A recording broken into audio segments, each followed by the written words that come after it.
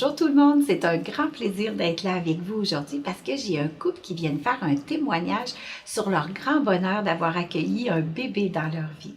Vous savez, c'est un privilège d'accueillir un bébé dans sa vie et pour les petits poupons, c'est aussi un grand privilège d'arriver avec des parents qui les souhaitent, qui en prennent bien soin et tout ça. Vous savez, il y a plusieurs modèles de familles dans le monde. Hein? Il y a bien sûr les familles traditionnelles, papa, maman. Il y a aussi des couples de deux mamans, de deux papas. Et il y a aussi des femmes et des hommes qui vont vouloir en solo réaliser leur rêve de devenir parents à leur tour. Pour y arriver, il y a plusieurs façons aussi, bien entendu naturellement, par fertilisation in vitro, les dons de sperme, les dons d'ovules, les mères porteuses aussi, et l'adoption. Et pour aujourd'hui, je pensais que c'était une bonne idée de vous partager une expérience de deux papas qui viennent d'accueillir leur beau petit bonhomme avec eux et de partager cette expérience-là avec vous pour vous donner espoir que si vous êtes une personne qui désirait un jour dans votre vie accueillir un bébé, ben que ça puisse vous donner espoir que ça puisse se réaliser. Je vous les présente à l'instant, Marc-André, Pierre, merci d'avoir accepté mon invitation, d'être là. Ben, merci à toi, on est content d'être là. Oui, oui, parfait. Et puis peut-être, j'aimerais ça que vous nous parliez en premier lieu de vos démarches. Tu sais, comment ça a commencé? Il y a un début à tout, hein? C'est sûr. Oui. Ça fait plusieurs années que le projet là, mijote à l'intérieur de nous là, d'accueillir un enfant. Initialement, ben nous, c'est quand même relativement récent là, que deux hommes peuvent adopter un enfant ou fonder une famille. Donc, il y a eu une réflexion à faire là, à savoir est-ce que nous, on était prêts à cela. Donc, ça fait quand même quelques années là, qu'on avait fait certaines démarches d'information, de recherche là, de notre choix de projet. Et puis, c'est surtout l'année passée là, que ça s'est concrétisé là, avec le centre jeunesse là, pour l'adoption locale. Puis vous avez commencé la démarche comme ça. Oui. OK. C'est ça, en fait, c'est vrai que ça a été long. Ça a été long dans le sens qu'il a fallu y penser. Comme n'importe quel parent, en fait. Puis quand on a décidé d'aller de l'avant, dépôt d'un premier formulaire, puis entre ce moment-là, puis le moment où on a reçu la garde, il y a eu à peu près 6 mois, donc ça a été très rapide dans notre cas. Ouais, c'est ça. C'est pas toujours aussi rapide. Ah, non, pensez pas à ça, les parents. Des fois, ça prend un petit peu plus de temps, mais tant mieux pour vous. Oui, c'est ça. Même que nous, on a été les premiers surpris. Là. On est dans une région aussi où il y a beaucoup de besoins, là, de familles qui reçoivent d'enfants. Mais bon. Tant mieux. Ça a été vraiment rapide. Tant mieux. Puis, tu sais, quand on accueille comme ça un petit bébé, il y a tout je dirais pas un choc, mais dans le fond, toute la prise de contact avec cet enfant-là dans un cadre comme ça, comment ça s'est passé? C'est toujours un peu particulier parce que nous, dans le fond, on n'a pas vu l'enfant grandir à la maison. Il n'y a pas eu de grossesse. Donc, pour s'investir dans ce projet-là, c'est un peu différent. Nous, ça passe par des formulaires, par un projet, des rencontres avec des gens du centre jeunesse. Mais on voit pas concrètement l'enfant grandir. On n'a pas d'échographie, on n'a pas ces éléments-là pour se préparer. Donc, c'est un peu différent. Et puis, nous, dans notre choix de projet, on avait indiqué qu'on souhaitait accueillir un enfant soit à la naissance jusqu'à un an. Donc, jusqu'à 1 an d'âge. Donc, c'est pas la même préparation lorsqu'on sait pas le sexe du bébé, on sait pas quel âge il aura. Donc, c'est pas les mêmes besoins à 1 mois comme à 11 mois. Donc, la préparation est pas mal différente également. Et on sait jamais quand il va arriver non plus. C'est ça. Donc, ça a été très rapide et tu sais, comme dans la chambre, on pouvait pas vraiment la préparer en raison de ça. 0-1 an, les besoins varient beaucoup. On nous dit aussi que ça se peut que ça fonctionne pas, on le sait jamais, ou que ça prenne du temps, donc faut pas... Ne pas trop vous faire à l'idée. C'est ça, c'est difficile pendant 1 an ou 2, exemple, là, d'ouvrir une chambre d'enfant vide, complète, tout ça. Donc, c'est ça. Là, du moment où on a l'appel, là, ça a été très rapide, évidemment. Là. C'est toi qui as reçu l'appel? Oui, c'est ça. Dans le fond, j'ai reçu l'appel. Puis tu sais, c'est particulier. On reçoit l'appel, c'est bonjour, c'est le centre jeunesse, c'est notre travailleur social qui nous suit encore aujourd'hui, qui m'a appelé. Pierre, est-ce que t'es assis? Parce que là, je sais pas trop, j'étais avec quelqu'un, mais puis là, elle me dit, on a un dossier à vous présenter à Marc-André et toi. Puis là, le sentiment est vraiment particulier. Oui. J'étais un peu sur un nuage. J'ai réussi à contacter Marc-André. Ça a été difficile, il était au travail. Donc, puis dans le fond, dans l'après-midi, on se faisait présenter le dossier. Puis le lendemain, dans le fond, nous, on allait voir notre petit coco. Puis le lendemain, première rencontre, je pense que vous serez pas surpris d'apprendre que notre nuit a été difficile. En fait, difficile. On était heureuse, mais courte. De trouver le sommeil, c'était pas évident. L'excitation était là aussi. C'est fou de se dire que, tu sais, on dit des fois que notre grossesse a duré 24 heures. Fait que là, cette nuit-là, ça a été notre grossesse. Et le lendemain, on est arrivé à l'endroit où notre garçon était. Puis là, on savait même pas son nom. Donc, on était dans le couloir. Puis, tu sais, ils nous ont dit, en fait, on l'a demandé juste avant de le voir. C'est toi qui l'a demandé. Puis, c'est quoi son nom? Ben, c'est Antoine. Oh, regardez, c'est tellement beau. Puis là, à partir de ce moment-là, on n'a pas arrêté de pleurer pendant une semaine. Et on l'a vu. Puis là, pour nous, en tout cas, ça a été vraiment... Un coup de foudre? Ah oui, ça a été un coup de foudre. Ça se passe pas toujours comme ça qu'on nous dit, mais là, nous, dans notre cas, ça a vraiment été... puis, tu sais, il était tout petit, tu sais, en tout cas, nous, ça a été vraiment... instantané. On a pris des photos. On regarde souvent ces photos-là. Puis ça vous a touché. Vraiment. Oui. Puis, tu sais, moi, pour avoir été une infirmière à domicile, tu sais, j'ai suivi des familles qui accueillaient comme vous par adoption des enfants, par accueil en premier, puis après ça, par adoption dans leur famille. Vous autres, comment ça se passe un quotidien avec votre petit homme, là? Ben, initialement, c'est comme pour beaucoup de parents qui accueillent un enfant, c'est beaucoup de bouleversements. Nous, il était très jeune quand on l'a accueilli. Donc, c'est sûr que s'habituer à une certaine routine. Le sommeil a peut-être été un petit peu plus difficile initialement. Mais le contexte d'adoption amène aussi certaines particularités là, pour accueillir un enfant à la maison. Là. C'est pas comme les familles là, habituelles ou traditionnelles. Ben, en fait, il y a des choses qui se ressemblent. On avait la visite d'une intervenante du CLSC, entre autres, qui était venue nous voir aussi. Mais à ça s'ajoutait, c'est ça, là. Ben, on a encore, nous, des visites de nos travailleurs sociaux régulières. C'est ça, au début, c'était plus rapproché. Puis c'est normal, ils veulent voir notre petit coco grandir, évoluer, voir s'il se développe bien, si le lien aussi se crée bien avec nous. C'est pas de vous surveiller, mais en même temps, ils s'assurent que l'enfant a vraiment tout ce qu'il lui faut dans la famille à laquelle ils les ont désignés. C'est normal, c'est Los Angeles, c'est un enfant. Puis en embarquant dans la démarche, il faut être prêt à ça aussi. Là. C'est sûr que c'est pas tout le monde non plus qui peut être... Puis en même temps, vous aviez une référence aux besoins, si vous aviez des choses que, tu sais, c'est intéressant aussi de part et d'autre. Au début, je me souviens, avec du recul, là, ça faisait beaucoup, là, le manque de sommeil, visite infirmière CLSC, visite des travailleurs sociaux. Là, quand c'était rapproché, ça en faisait pas mal. Mais bon. Et nous, on avait quand même un contexte facile au niveau... institutionnel ou légal, on avait un contexte très facile. Souvent, c'est un peu plus compliqué que ça. C'est pas toujours comme ça que ça se présente. Voilà. Puis, par rapport à l'entourage, tous vos amis, vos familles, tu sais, quand on arrive avec un petit bébé, on le sait, hein, on a des besoins de sommeil. Et vous, de fait que votre grossesse a duré 24 heures, tu sais, tout ce lien-là à développer avec votre petit homme, comment vous avez arrangé ça pour que ça puisse se faire dans les meilleures conditions? Mais dans le fond, nous, dans le processus avec Los Angeles, il y a tout un encadrement, il y a toute une éducation qui est faite, une sensibilisation qui est faite avec les parents, de vraiment faire attention aux gestes qui vont favoriser l'attachement avec l'enfant. Donc, c'est sûr que l'arrivée de l'enfant implique beaucoup ça. Donc, nous, on a été pendant une bonne période, là, un mois et demi. C'est quand même rapide pour nous.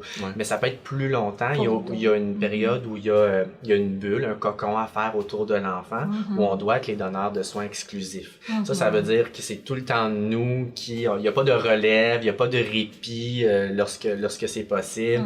On peut même au départ, on avait fait le choix aussi de ne pas présenter notre enfant à d'autres gens initialement pour qu'ils s'habituent à nous d'abord.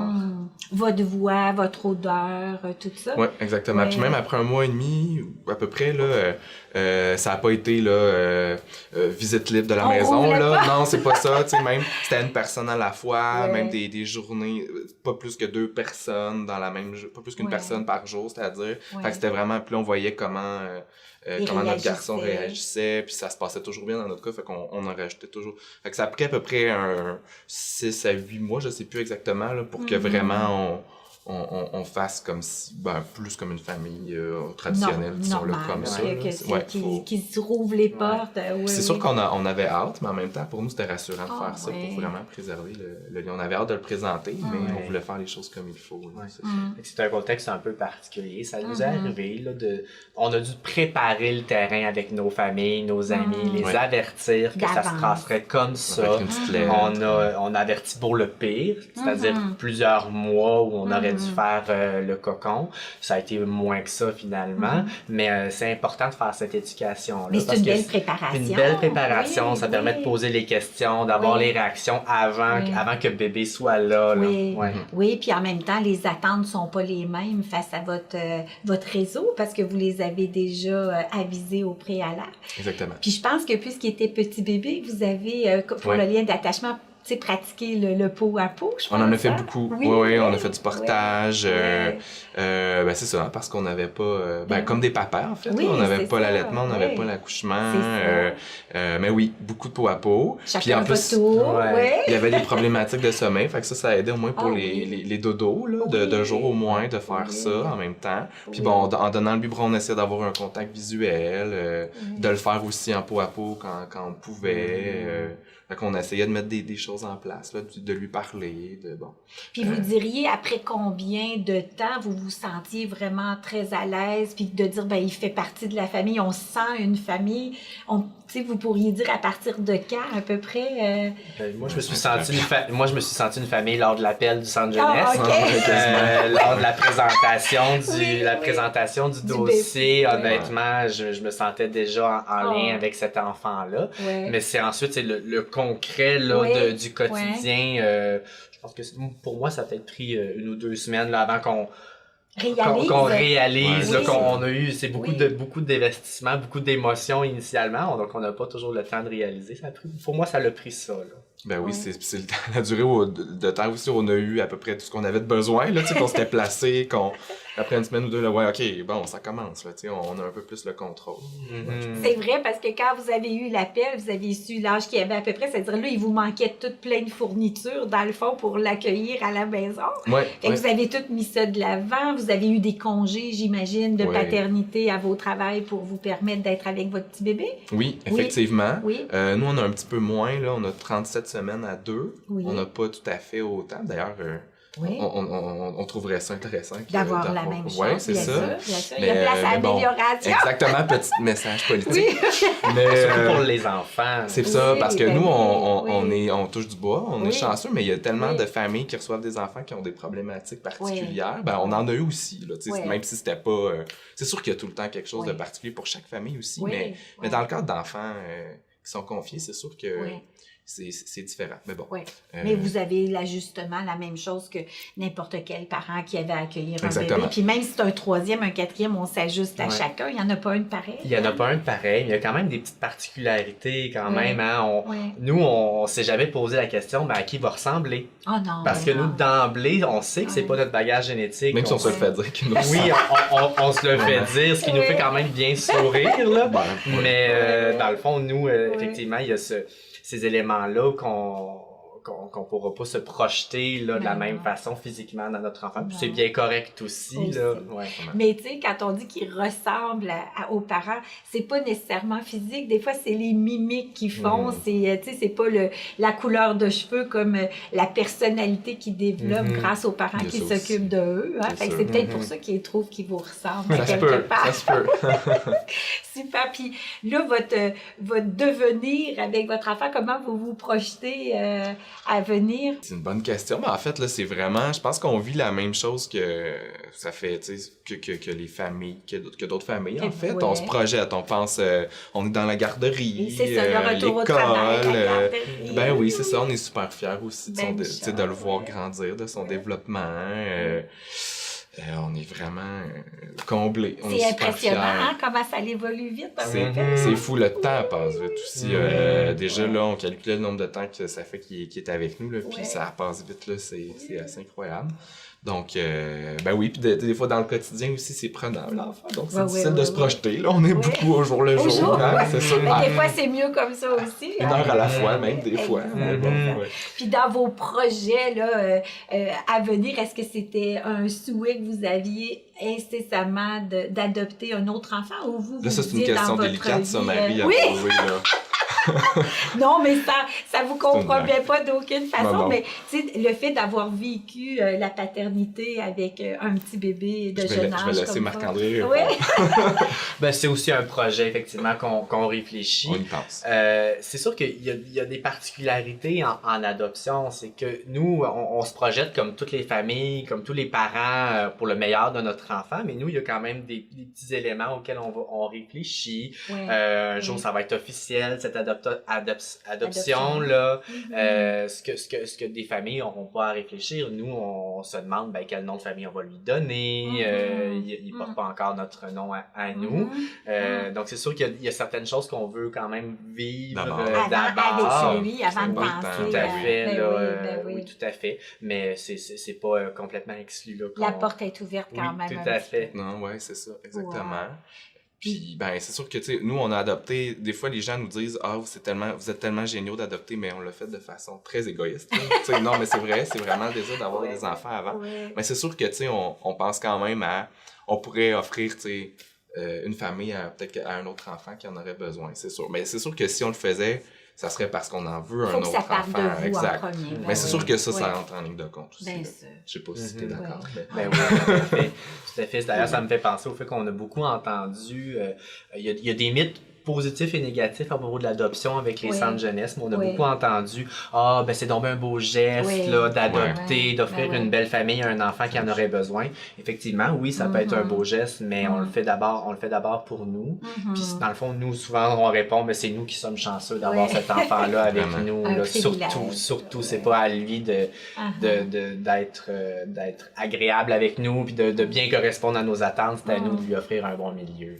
Il est chanceux d'arriver avec vous. Mais on est chanceux puis d'avoir un aussi bon bébé avec nous, là, vraiment, ça se passe bien. Puis on est content que ça se passe bien parce que on entend tellement de choses négatives sur les centres jeunesse. C'est ça beaucoup qui défraie les manchettes. Puis ça, on nie pas qu'il y a des cas qui sont plus difficiles. Surtout nous, on a vraiment une belle histoire, mais on est tellement content de pouvoir donner un autre aspect là-dessus. Puis tu sais, on ment pas à personne. Il peut y avoir des difficultés, puis on en a eu aussi, mais dans notre cas, ça se passe vraiment bien, puis on est content de le dire, puis d'essayer d'encourager d'autres personnes qui songent, en tout cas, à regarder cette option-là. C'est sûr. Ça n'engage personne à rien, mais si c'était quelque chose qu'ils souhaitaient, je pense que c'est un beau message d'espoir que vous venez de nous, ça nous a beaucoup aidé de rencontrer d'autres familles aussi qui ont adopté, puis de voir comment ça s'est passé. Puis dans notre cas aussi, on a rencontré d'autres couples de même sexe parce qu'on n'avait pas vraiment de modèle. Des couples de deux papas, même, il n'y en a pas beaucoup qui adoptent. Surtout en région. On a cherché des modèles dans notre réalité plus locale. Ça a été très difficile. À Montréal, il y en a plus. Là. Mais en région, il y en a. Mais quand même, je trouve que par un billet d'une vidéo comme ça, d'un témoignage, je trouve que c'est vraiment chouette. Ben, merci, vous êtes vraiment charmant d'avoir accepté. Je sais pas si vous voulez dire un petit message de conclusion à tout le monde qui vous écoute. Ben, je pense que ça fait... Ça fait pas mal le tour. Ben oui, c'est ça. On a un peu fait, dans le fond. C'est vraiment une belle option à envisager. Mais c'est sûr aussi qu'il faut être prêt à ce qu'on a dit, à ça. Faut aussi... je pense qu'il faut pas... Dans notre cas, c'était pas une question, mais souvent, ce qu'on nous répétait au centre jeunesse, c'est qu'il y a des gens qui vont en dernier recours, hein, puis ils veulent avoir un enfant qui leur ressemble. Fait que c'est sûr que si on va dans... ça peut être difficile. Je pense qu'il faut... En tout cas, il faut avoir fait un certain cheminement par rapport à ça. Ça prend une certaine stabilité à l'intérieur. Beaucoup d'humilité aussi. Mais bon, comme de souplesse. À quelque part, il faut rester souple. Si on est trop rigide, c'est difficile. Ça prend beaucoup d'humilité, de souplesse pour être parent, mais ça en prend un peu plus avec l'adoption. Oui, je peux comprendre ça. Alors, merci encore. Et on se dit à bientôt tout le monde sur mon site. On vous attend, mariefortier.com. À bientôt. Au revoir.